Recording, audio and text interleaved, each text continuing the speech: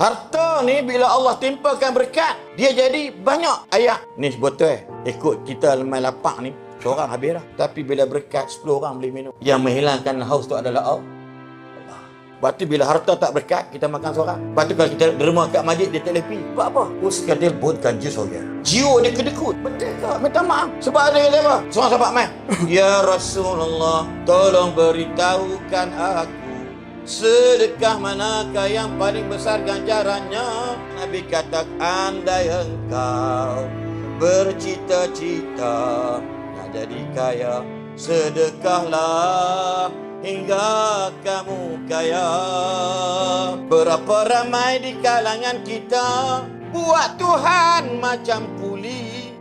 Tuhan, andai kau berikan anakku berjaya SPM, aku akan derma kat masjid. Kalau nak letak dia lah, derma lah. Haram tak derma.